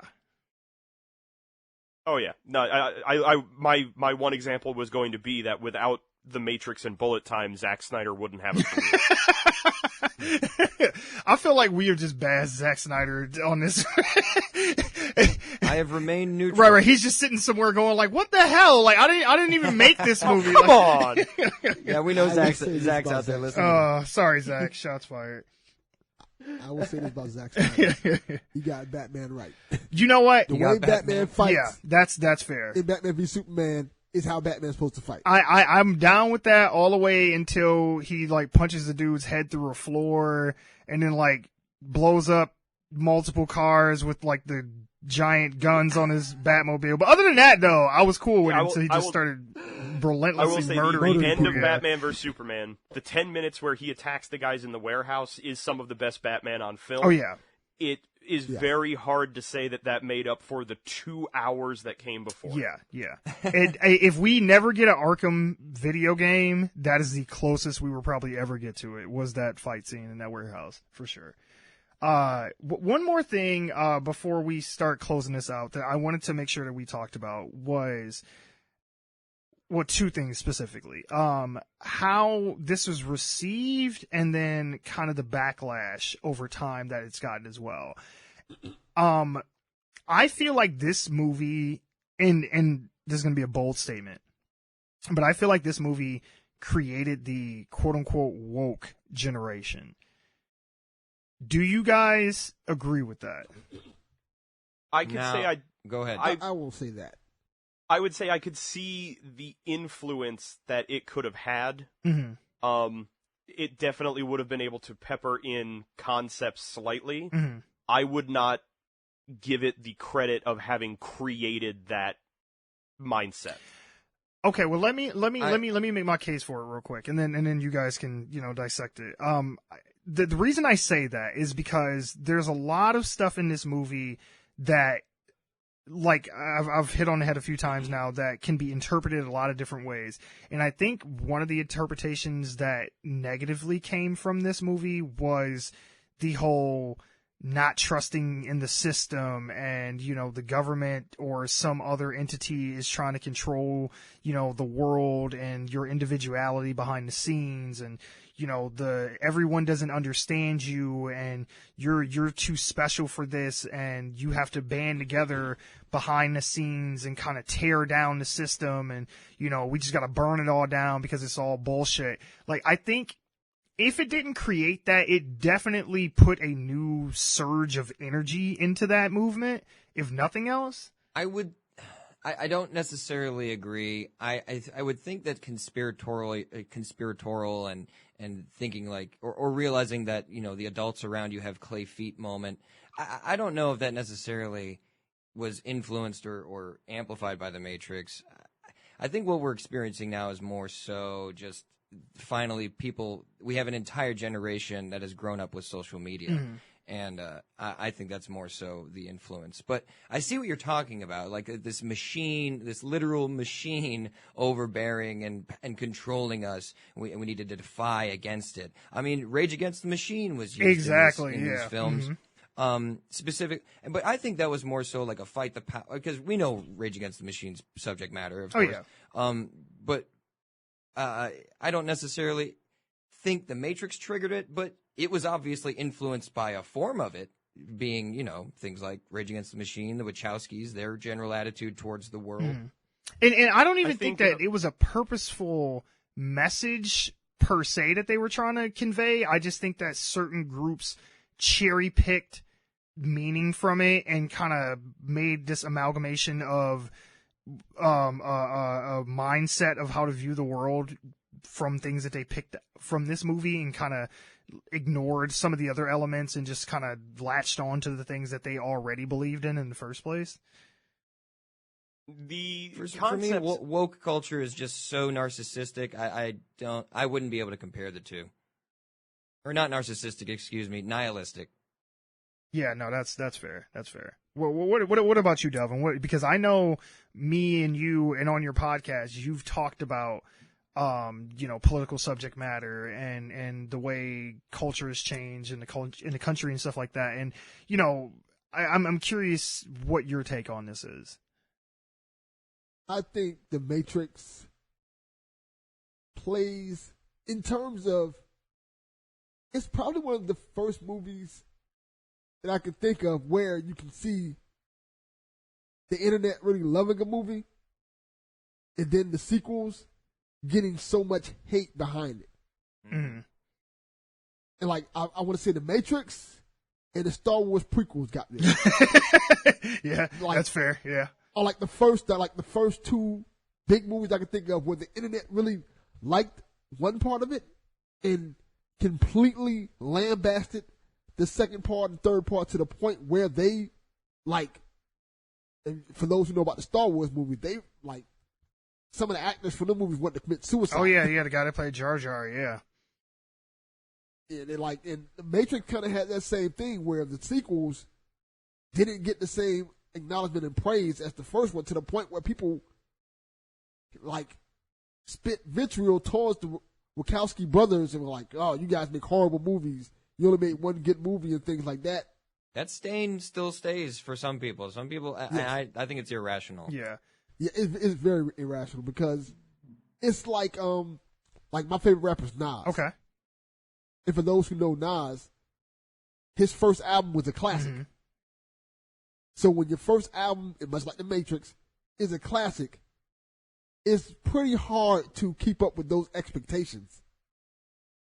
That's fair, and I think to your point about how Star Wars and this were received by the internet and stuff like that. I think a lot of the stuff, and to Mike's point about social media and stuff like that, I think because this was like the dawn of what we understand the internet to be today. Yes. Was when this came out, is that this had a lot of that. That's why I relate it so much to the whole conspiratorial, woke, like anarchist kind of movement thing that we got going, because these two things kind of came and intersected right at the same time. And I think that once the sequels came out, they kind of deconstructed what people had perceived the first movie to be in a negative way.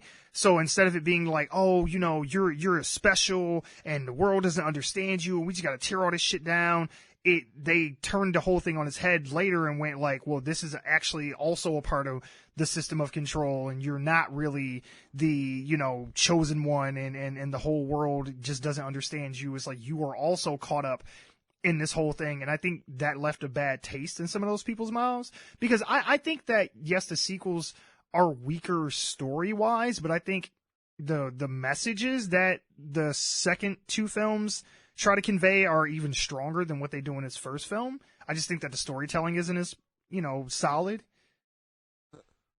I also think that the sequels are a product of its time, in terms of how Hollywood at that time, not so much now as it was then, when you make a great movie, they immediately tell you, okay, you gotta do that again, immediately.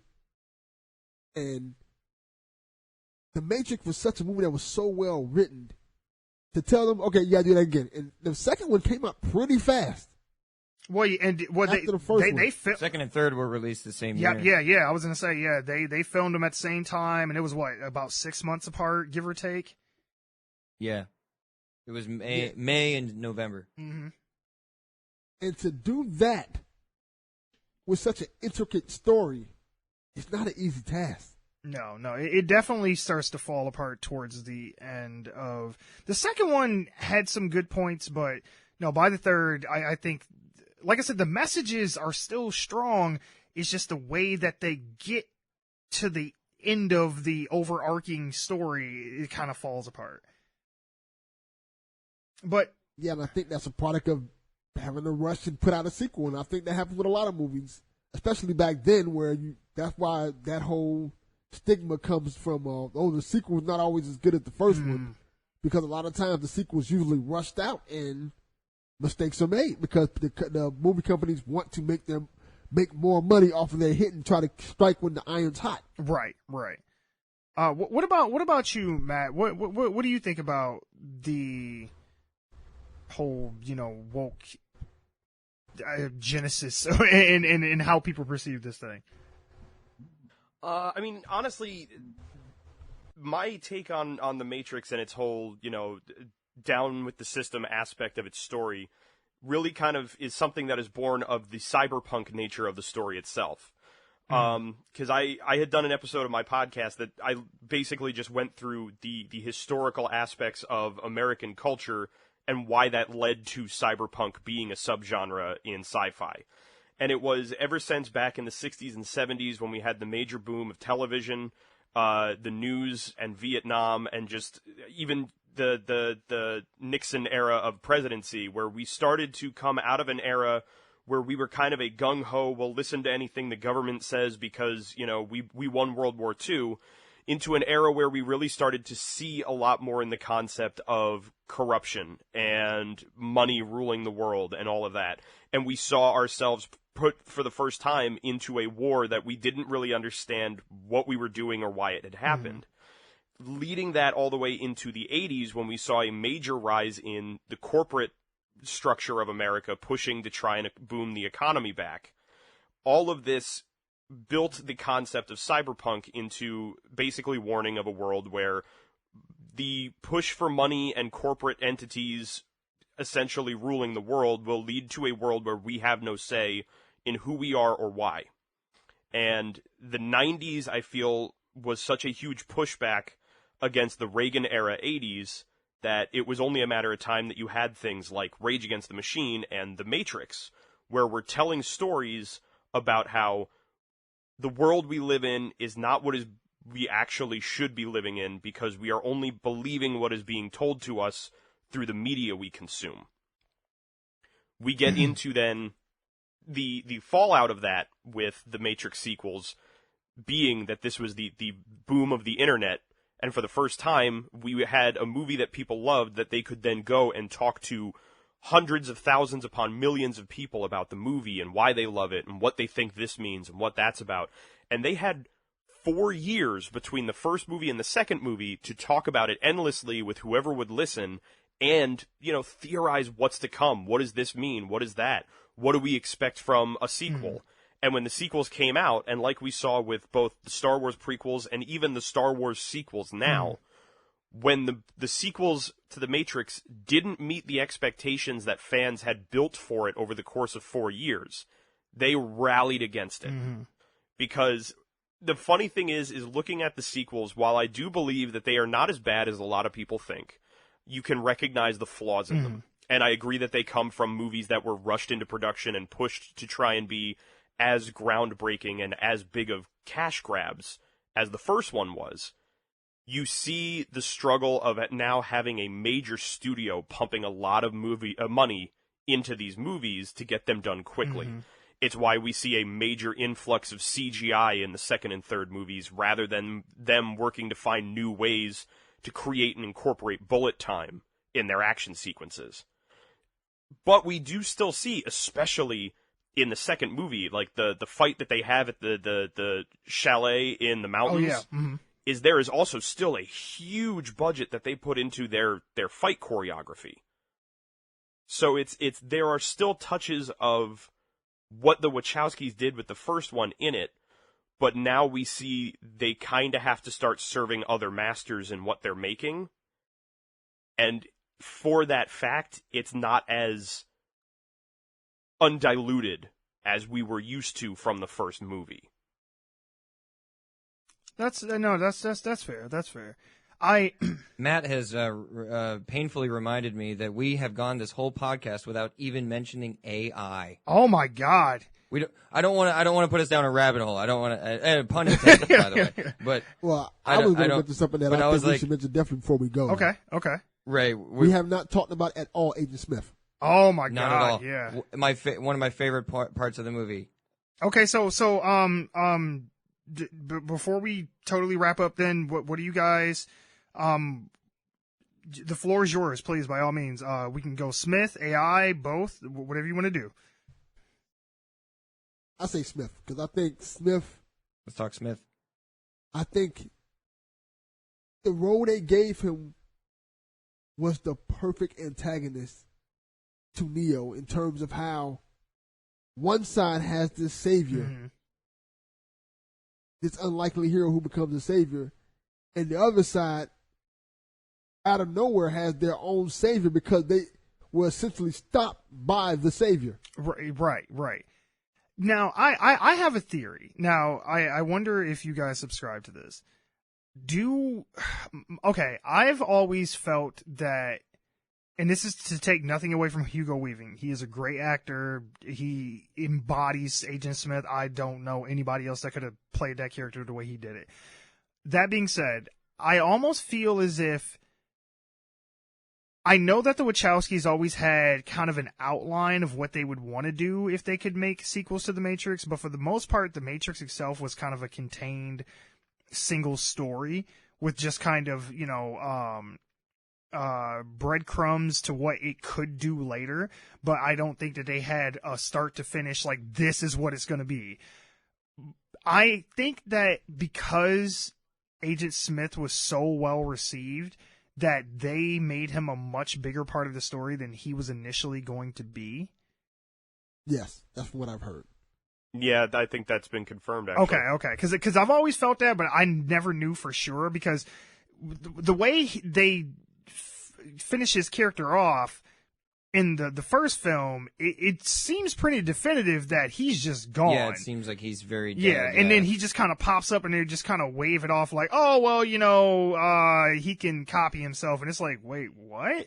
Programs. Well, swamp. the real quote unquote explanation is that he was his whatever UI that is the Smith body was destroyed. He, as a program, was supposed to be deleted because he was inferior, but he didn't want to, and he stayed. Like that's He's a what glitch. they kind Yeah. They very barely mention it, but yeah, I accept it. But at the same time, though, it's like, well, what does that even mean? You're right. Though it's like, No, you're totally right. He was clearly supposed to be him being dead, Yeah. and the sequels. I mean, Hugo Weaving is amazing, and we are better for having Smith in the sequel. Oh, for sure, for sure. Yes. I 100% believe that the speech he gives to Neo at the end of the third one with the "Why do you keep getting up" is one of the greatest villain speeches in the 21st century of film. Oh yeah. I think too, because his character permeated the, pop culture psyche so much and everybody loved him so much that it probably changed the whole trajectory of what these sequels were initially supposed to have been, because they incorporate him so much so to where they make him Neo's opposite, like his evil doppelganger, like the yin to his yang. So I'm curious of what the story would have been if we hadn't fell so in love with Agent Smith. Well, before we touch on that, though, I'm really glad that you brought up the idea of him being Neo's opposite, because I do subscribe to one of the theories that Agent Smith is actually a ghost in the machine of one of the previous ones from a previous cycle of The Matrix. So the reason that he is so dead set on trying to get out of the Matrix as a program is because he had been out of the Matrix as a person. Okay. But over the course of resetting the Matrix and harnessing him as one of their agents, he doesn't fully understand, and as time has gone on, he has been corrupted by the machine to be the ultimate antagonist to the One, as a way of trying to stop the cycle themselves. You know, I've even heard super a interesting. theory that the Merovingian was also a former One, because when I think Monica Bellucci's character, is it Persephone? Yeah, Yes. it was she says to Neo, she was like, "Oh, he was like you once, a long time ago," and people have theorized that she's alluding to he was also a One prior, and he chose to stay inside the system and just become a part of the system of control. Well, and That's I a also super fun theory.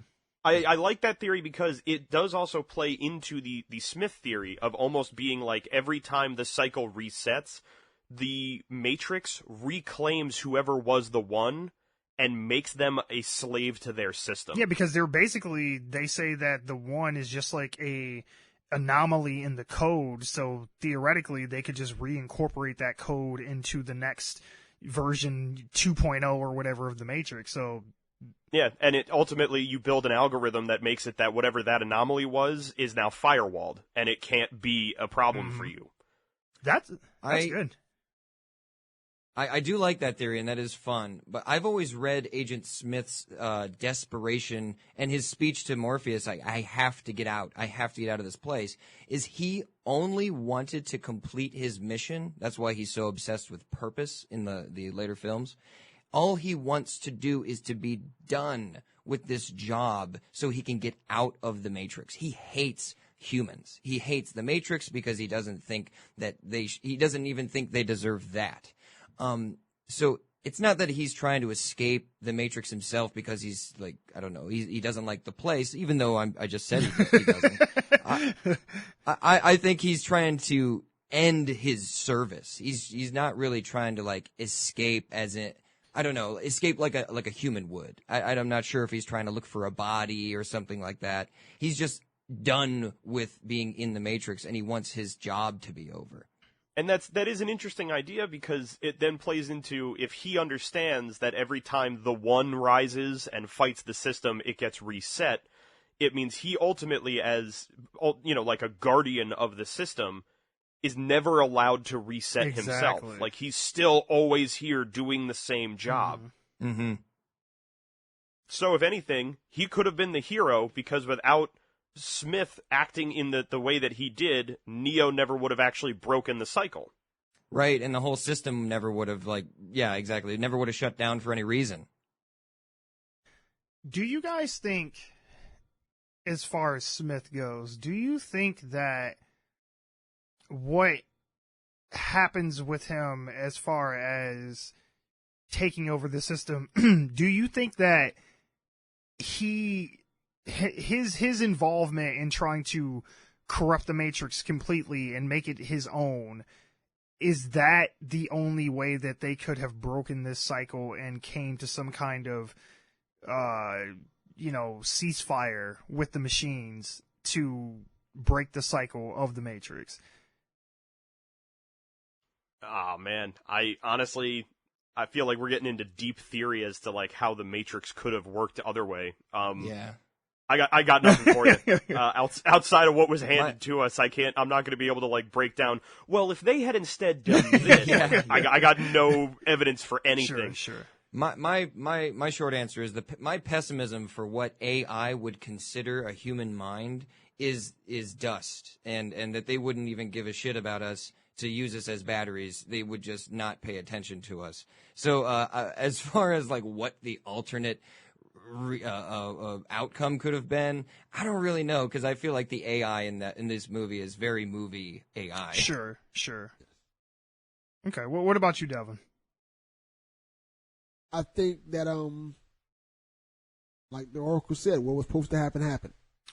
Mm-hmm. And I think that was all. I think the Oracle kind of knew that Smith was going to do what he did. Mm. And it all plays a part into Neo becoming the one. I think maybe the algorithm showed that there were times where Smith won. Yeah, because she does kind of willingly just accept, that he's going That's to take her, and she doesn't really do anything to try and resist. Yeah, I think it's one of those things where she knew what was going to happen and how it was going to happen, but certain things need to happen for it to happen that way, and I probably was one of them. That's fair. That's fair. Yeah, I agree. That's fair. Now, Mike, I want to make sure that we do at least hit on AI for a minute. What point did you want to make about that one? Oh, I was just pointing out that AI wasn't even something we were thinking about in 1999. I mean, the only reason it's really in our minds was Y2K. We thought that computers weren't going to understand this new year and stuff like that. So that was interesting. But the reason I just think the cyberpunk and all the other things that influenced the Wachowskis in the 80s when they were like conceiving this added to it. But I don't know. It's just the concept of AI is pretty it's stylized in this movie in order to fit the story. Yeah, I'd agree with that because I always thought. My one gripe about like the explanation for why the Matrix exists in the first place is the whole, harnessing, humans for batteries and, needing to keep them sedated with the Matrix and this, that, and the other because we blocked out the sky and that took away their solar energy. I'm like, I'm 99.9% sure that they would have came up with another energy source. Right, like there's no Elon Musk robot out there that's coming up with brilliant ideas. Right, I'm like, I feel like that is, and I mean, I get it. That's the story for the world that they're setting. So it's like, I try not to tear it apart too much, but at the same time, I'm like, I could think about 10 other ways y'all could have harnessed energy. You could have drilled down to the core of the earth or something and anything, wind. The robots are right. Wind power. I mean, hell, I'm sure they could have water went into space, anything, gone above the clouds. Maybe. Yeah. Well, and I know one of the things that I always love doing with a lot of my friends is if every so often we'll talk about, movies we love and we'll even like play the game of like, if I wrote this or I directed this, like what would I have done different here and there? And I know we had talked about one time the Matrix trilogy and specifically like the ending of it with the way that it was reset and Neo sacrificing himself for a second time and everything like that. And an idea that a buddy of mine had that I actually thought would have been really interesting was playing on the idea of, using humans as batteries makes no sense. They could have come up with a million other ideas. And it was that a big reveal in the third movie would have been that the humans plugged into the Matrix are not being used as batteries to power the machines in their world. They are being used as a large CPU with their brains to run the Matrix. Oh, brilliant. And that at that point, to unplug everybody from the Matrix or to end the Matrix essentially would be killing everyone plugged into it already. And it becomes this morality question of, do I end the Matrix and kill everybody in it and essentially, quote-unquote, free them from it? Or do I allow it to keep going because it's the only way to keep these people alive as we try to slowly unplug them one at a time? It's kind of like a livestock metaphor. That's interesting. Yes. What lives do cows live? They live a life, and then they're slaughtered mercilessly. Mm-hmm. It's interesting. That is fascinating. I like that. I like that a lot. Okay, well, this was really fun, guys. I really appreciate you guys coming on. I did not think that we would go to some of the places that we did with this conversation, but I thoroughly enjoyed myself with this. Like, I really appreciate all of you guys coming on. Before we go, I want to give you guys a chance to plug your shows one more time because anybody that already listens to my show, I think would thoroughly enjoy your guys' podcast as well if they aren't listening already. Delvin Cox Experience. It's on anywhere you get your podcast at. Just go look up Delvin Cox Experience. It's right there. The Ginger Geek podcast is also available on just about everything you can download podcasts at. You can follow me on Twitter at the GNGR Geek Pod. as well as the website for it is thegingergeekblogs.com, because I've yet to be able to change that name. All right, and Chatter Squadron is the podcast I co-host, and it's about Star Wars, and we have comedy, we do improv, we do sketch, and it comes out every Tuesday. Awesome, guys. And I cannot stress enough, like, this was really, really fun. I would love to do something like this again if you guys are interested, so please, by all means, keep in touch, and I would love to have you guys back on again. Yeah, I'd love to talk about the sequels. Yeah. Awesome. All right, folks. Well, that is it. As usual, you can always find us at our home, onegigantleapforgeeks.libsyn.com. We're on iTunes, Spotify, Google Play, or anywhere else you get your podcast. Make sure to show us some love, so go ahead and hit that like, subscribe, rate, follow, review, buttons, all that shit. And if you want to give us any suggestions, you want to debate some of the things that we talked about here, you can find us on Twitter at GiantLeap4Geeks. We're on Instagram, Facebook, or you can email us at officialoglog@gmail.com. I really appreciate you guys staying with us for this long, and I hope you enjoyed it, and have a good night.